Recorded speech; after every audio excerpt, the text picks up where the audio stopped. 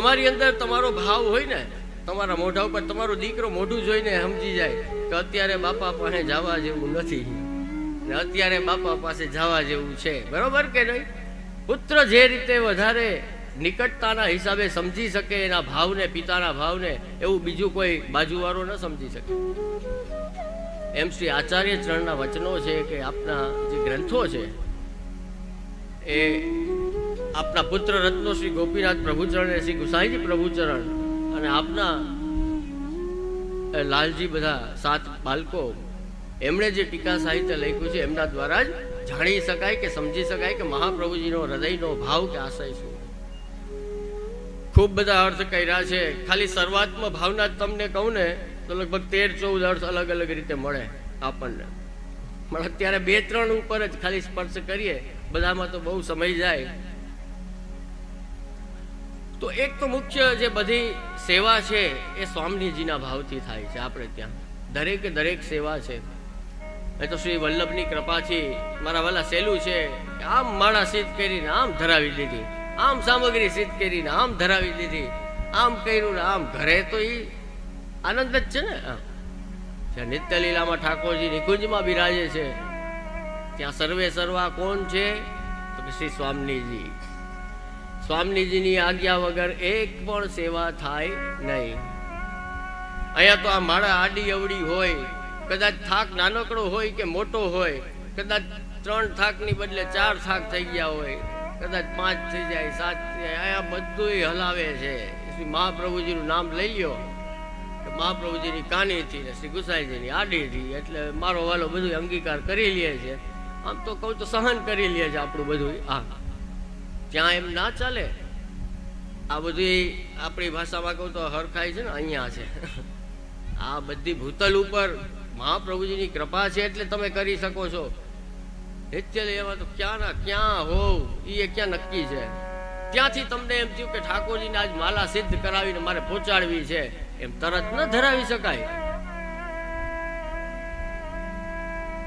તમારા આગળના સ્વામીજીને વિનંતી કરવી પડે, એના આગળના સ્વામીજીને એ વિનંતી કરે, એનાથી આગળના સ્વામીજીને એ વિનંતી કરે, એ વિનંતી પહોંચે લલિતાજી પાસે, એ વિનંતી પહોંચે ચંદ્રાવલીજી પાસે, અને એ પછી એ વિનંતી પહોંચે તમારી એક માળા કરેલી હોય ને એ છેદ એમ બધે થાતી છેલ્લે મુખ્ય સ્વામીજી પાસે પહોંચે.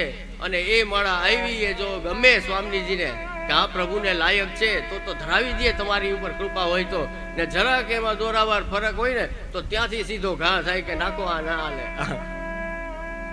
અહીંયા છે આનંદ મારા વાલા શ્રી મહાપ્રભુજીની કૃપા છે. ત્યાં તો બહુ બધું અઘરું છે. આપણને લાગે તો બહુ સહેલું કે હાલો નિત્ય લીલામાં થોડી કઈ બીજા રૂમમાં જવું. હા, પેલા સેવા શીખો તો ખરી અહીંયા કે નિત્ય લીલાને લાયક બનીએ આપણે.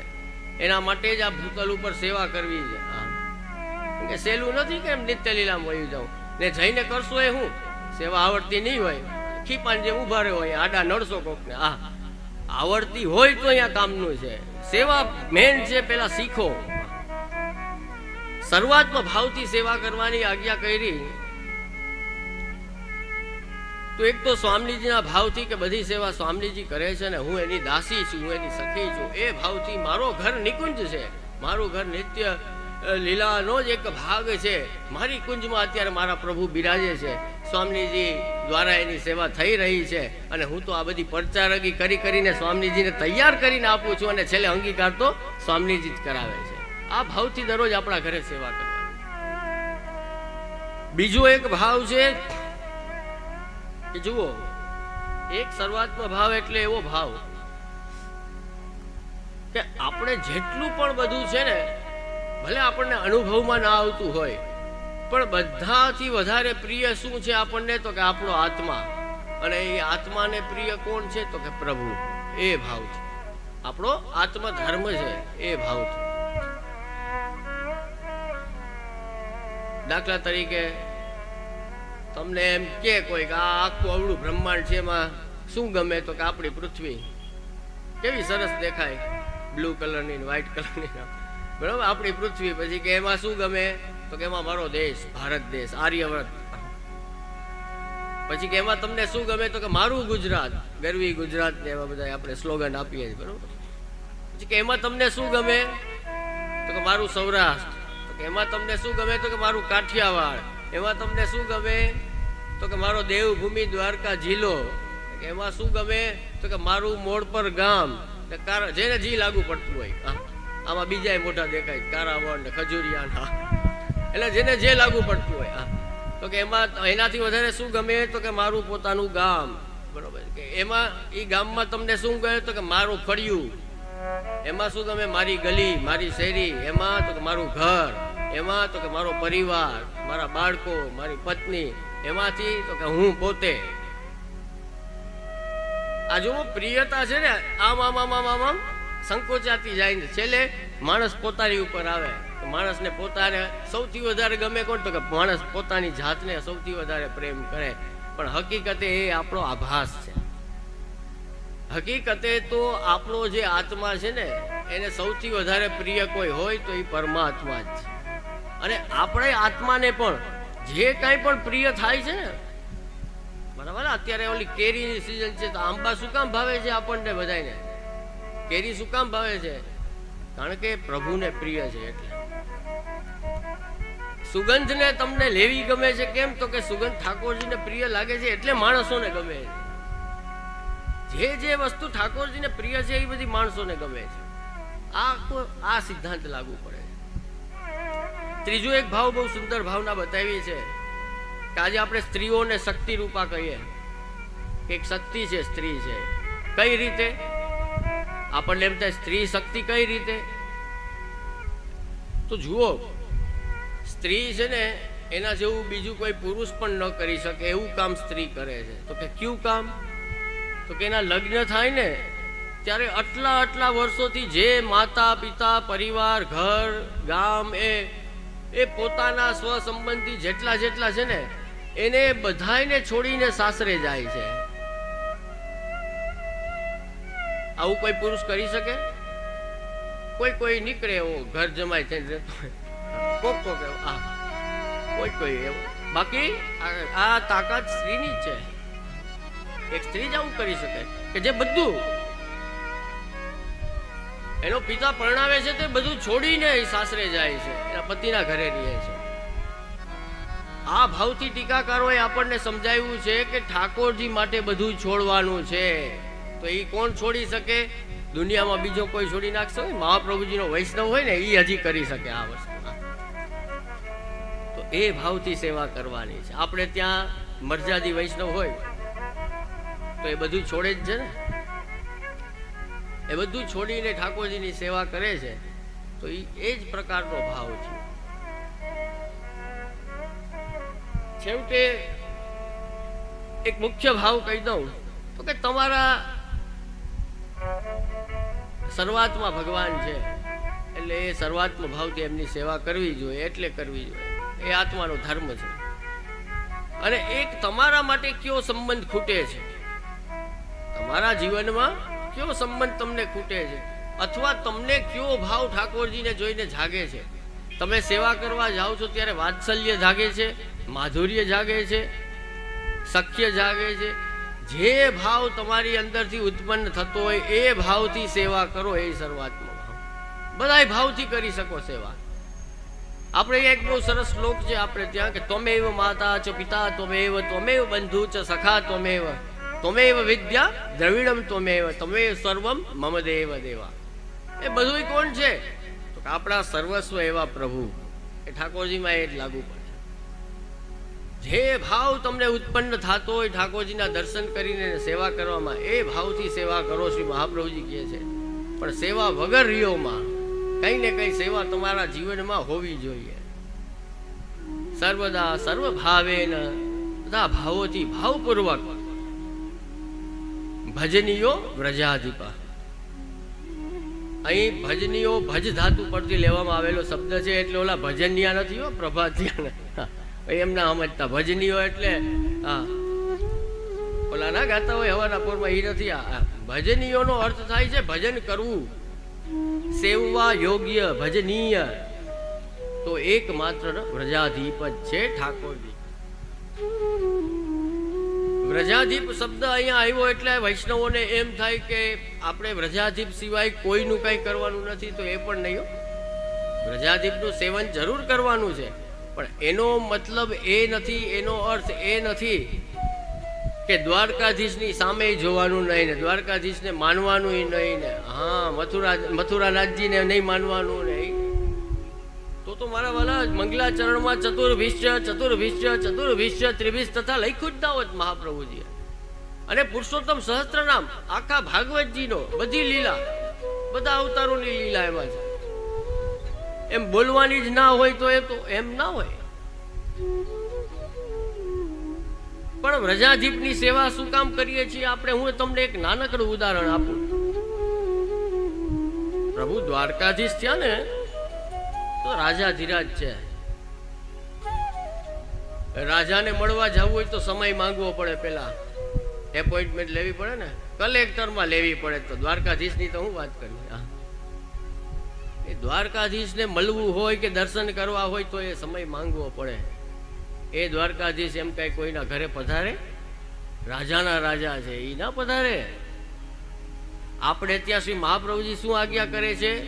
તમારા ઘરે તમે ઠાકોરજીને પધરાવીને સેવા કરો. તમારા વાલા ઘરે ઘરે દ્વારકાધીશ નહીં પધારે. ઘરે ઘરે કોણ પધારશે? તો કે એ તો સારસ્વત કલ્પમાં વ્રજમાં જે 11 વર્ષ ને 52 દિવસ બધે વ્રજમાં દોડી દોડીને વ્રજની ગલિયુમાં ફરી ફરીને જે કાનુડો દોડતો હતો ને એ તરત પ્રેમથી તમારા ઘરમાં આવીને બિરાજી જાય. એટલા માટે એ વ્રજાધિપ કહ્યું છે કે કૃપા કરવા વાળું સ્વરૂપ તો એ જ છે. હવે વ્રજાધિપમાં આપણને એમ થાય કે વ્રજના રાજા તો નંદરાયજી છે, પણ અહીંયા વ્રજાધિપ શબ્દ આપે વાપરો છે. વ્રજરાજ નથી વાપરો, વ્રજના રાજા નહીં, વ્રજાધિપ અધિપતિ, વ્રજના અધિપતિ. અધિપતિ કેવી રીતે થાય?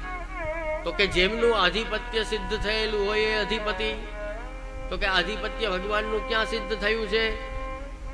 તો કે ગોવર્ધન લીલામાં ઇન્દ્રયાગ બંધ કરાવ્યો ઠાકોરજીએ, અને ગોવર્ધન યાગ કરાવ્યો તો એ પ્રભુનું ઐશ્વર્ય છે, અધિપત્ય છે. તો જ માયના ને 7 વર્ષ કો સાંવરો બોલે તુતરાજ. હજી તો તોતડું બોલે ભગવાન. 7 વર્ષનો બાળક, અવડું નાનું બાળક અહીં મોડ પરમાં એમ કે એ ભાઈ હવે આજથી આ કામ બધું બંધ હો, ઓલું જે જૂનું કરતો હોય બધું બંધ, આજથી નવું હું કવિ ચાલુ. માનો તમે? 7 વર્ષનું નાનું છોકરું તમને આખા ગામને એમ કે આખા વર્ષોથી તમે જે આ પરંપરાના હિસાબે આ બધું કામ કરો છો ને એ બંધ કરી દો ને, હવે હું કહું છું એમ કરવાનું છે. તો માનો કોઈ? ભાભાવ માને? મોટા મોટા હોય ને. અહીંયા શું આવે છે કીર્તનમાં? તો કે બડે બડે ને કુ આગે લે ગિરનાર. એ ચાય કરીને એ શબ્દ વાપરો છે, બડે બડે ને કુ આગે લે. હા, ભગવાને પોતે ગોવર્ધન યાગ કર્યો છે, એ તો છે જ. પોતે ગોવર્ધન પૂજા કરી છે ને ગિરિરાજજીને સામગ્રી રોગાવી છે ને પરિક્રમા કરી છે ને એ તો બતાવ્યું ક્રમ. પણ એ લીલામાં વધારે એ બતાવ્યું છે કે જો હું ખાલી એકલો નહીં પણ આખું વ્રજના મોટા મોટા બધાય જે નંદ ને ઉપનંદ ને મોટા મોટા જે રાજાઓ હોય કહેવાય, મોટી મોટી જેની પાસે એના છે ને બધા આખા ઓલા છે. જેમ કે આટલી 1000 ગાયું હોય તો એને આ કહેવાય ને, આટલી લાખ ગાયું હોય તો એને ઉપનંદ કહેવાય ને, 9 લાખ ઉપર પછી ગાયનો ટોટલ જાય તો એને નંદ કહેવાય ને, એનાથી ઉપર જાય તો નંદરાય કહેવાય. એમ આ એક વ્રજની સિસ્ટમ છે બધી. આમ તો આપણે ત્યાં ખાલી 9 લાખ ધેનું નથી. 9 લાખ ધેનું વાળો તો ખાલી નંદ કહેવાય. ઠાકોરજીના પિતા તો નંદરાયજી છે. એ જેટલા નંદ છે ને એના એ રાજા, એમ એટલે એ નંદરાયજી. ગણી ગણાય એની એટલી ગાયું ભગવાન પાસે. એ કેમ માને? અવડા નાનકડા ભગવાન, તો ભગવાને અહીંયા ઐશ્વર્ય પ્રગટ કર્યું પોતાનું કે હું ભગવાન છું ને એટલે માને છે આ બધા. 7 વર્ષ કો સાંવરો બોલે, 7 વર્ષના ભગવાન તોતરું બોલે છે. અને એ એમ કે છે કે ઇન્દ્રયાગ બંધ કરજો. ઇન્દ્રએ આપણું કાંઈ કર્યું નથી. આપણી ગાયું તો આ ગોવર્ધને બચાવેલી છે. આપણી ગાયું તો ત્યાં રક્ષણ, ત્યાં સચુ પાવે છે, ત્યાં આનંદ પાવે છે ગાયું, કે યમુનાજીના જલનું જલ પીવે છે, ગિરિરાજજીની તળેટીમાં એ ચરે છે, અને એ જ બધી કંજરાઓને વનોમાં ફરે છે. અને એ બધા માયના ને એ વ્રજાધિપ, એ વ્રજનું આધિપત્ય ભગવાને બતાવ્યું. તો ભગવાન મહાપ્રભુજી કહે છે કે ભજનીયો વ્રજાધિપ, કે એનું ભજન કરવું જો કોઈ યોગ્ય હોય ને, સ્વસ્યાય મેવ ધર્મો હિ નાન્યક ક્વાપી કદાચન. ક્યારેય કોઈ બીજો ધર્મ નથી. વૈષ્ણવનો ધર્મ શું છે? તો કે કૃષ્ણની સેવા નિરંતર સદા સર્વદા કરતા રહેવું, એ જ એકમાત્ર આપણો ધર્મ છે. આપણે તો સેવા ન કરવાના બારનાનું લિસ્ટ છે આખું. હજી આ તકલીફ છે ને ઓલી તકલીફ છે ને, મેનનું ગોઠવાતું નથી, જલનું ગોઠવાતું નથી ને, સાથ સહકાર નથી ને, છોકરો આડો ફાટે છે ને, ઘરવાળી આડી ફાટે છે ને, ઘરવાળી એમ કે ઘરવાળો આડો ફાટે છે. આખું એટલું મોટું લિસ્ટ છે કે કેમ કરીને સેવાથી બચવું, એમ બચી કેમ જાય સેવાથી, બચી જાઓ, ઓમે રહી જાઓ ને આમે રહી, સારું એમ ફેર પડે.